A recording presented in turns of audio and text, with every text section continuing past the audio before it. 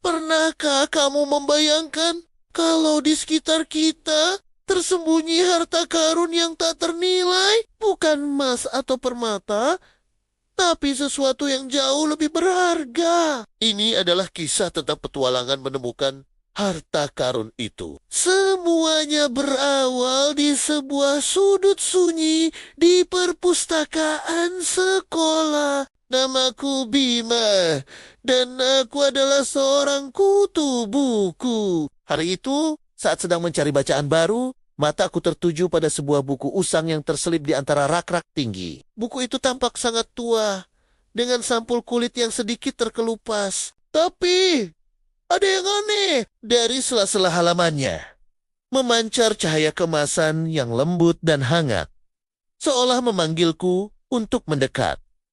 Rasa penasaranku tak bisa ditahan. Dengan sedikit ragu, aku menarik buku itu keluar. Begitu jemariku menyentuh sampulnya, cahaya itu semakin terang, menyilaukan mataku. Angin seolah berputar di sekelilingku, dan halaman-halaman buku itu mulai membalik dengan sendirinya.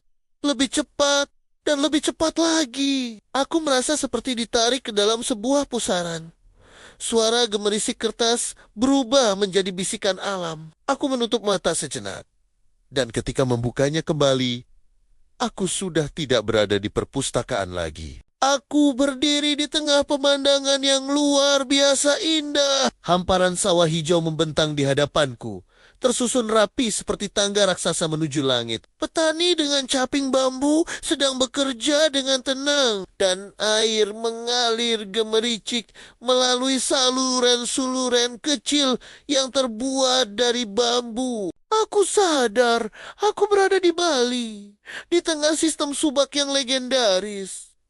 Ini bukan sekadar sistem irigasi biasa. Ini adalah sebuah filosofi hidup. Para petani bekerja sama, berbagi air secara adil, dan menjaga keharmonisan dengan alam berdasarkan ajaran Trihita karena hubungan harmonis antara manusia, alam, dan Tuhan. Sebuah kearifan yang sudah ada sejak ratusan tahun lalu, mengajarkan kita tentang gotong royong dan pentingnya menjaga lingkungan. Tiba-tiba, pemandangan di sekitarku kembali berputar.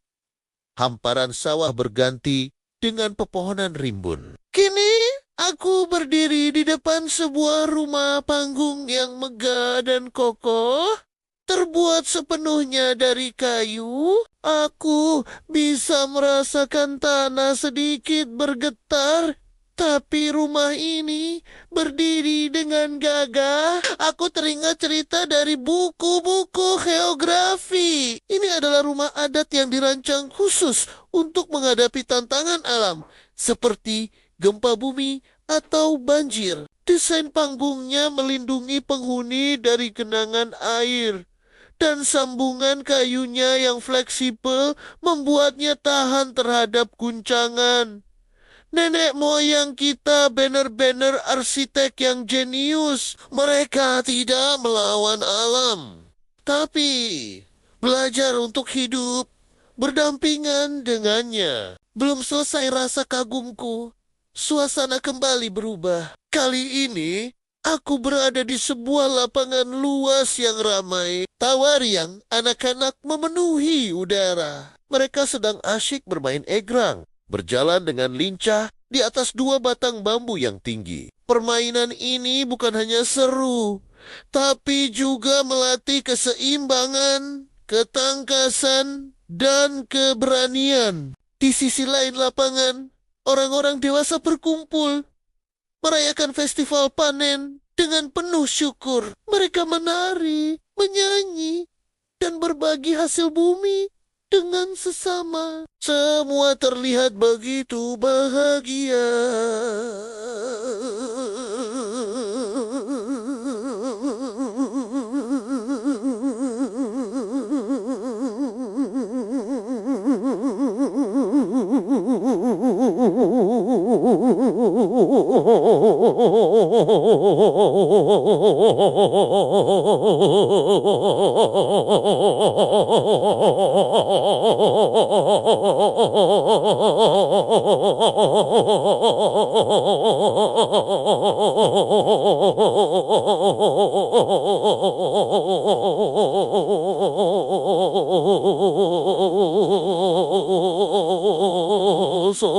Inilah potret sejati kebersamaan dan rasa syukur yang tulus. Perlahan-lahan, suara tawa dan musik itu memudar. Cahaya keemasan kembali menyelimutiku.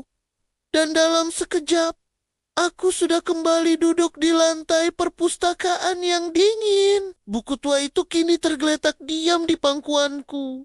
Cahayanya telah padam. Tapi petualangan barusan terasa begitu nyata. Aku baru saja menyaksikan sendiri betapa kayanya negeri kita ini. Bukan hanya dengan alamnya, tapi juga dengan kearifan lokal yang diwariskan dari generasi ke generasi. Dari sistem subak yang mengajarkan keadilan, rumah adat yang menunjukkan kecerdasan adaptasi, hingga permainan tradisional yang melatih karakter. Semua itu adalah harta karun kita yang sesungguhnya. Dan yang paling menakjubkan adalah harta karun ini tidak hanya ada di dalam buku ajaib. Harta karun ini ada di sekitar kita, di desamu, di kotamu, bahkan mungkin di keluargamu sendiri. Ada cerita, tradisi, dan nilai-nilai luhur yang menunggu untuk ditemukan. Jadi, sekarang giliranku untuk mengajakmu berpetualang. Coba lihat sekelilingmu. Tanyakan pada kakek nenek atau orang tuamu tentang permainan masa kecil mereka. Pelajari tentang makanan tradisional di daerahmu. Atau cari tahu makna di balik upacara adat yang biasa diadakan. Setiap kearifan lokal adalah potongan puzzle yang membentuk identitas kita sebagai bangsa yang besar. Ya, kita jadi generasi yang tidak hanya tahu tapi juga bangga dan mau melestarikan warisan luar biasa ini. Petualanganmu dimulai sekarang. Terima kasih sudah menonton. Jangan lupa untuk like, komen, dan subscribe ya. Sampai jumpa di video berikutnya.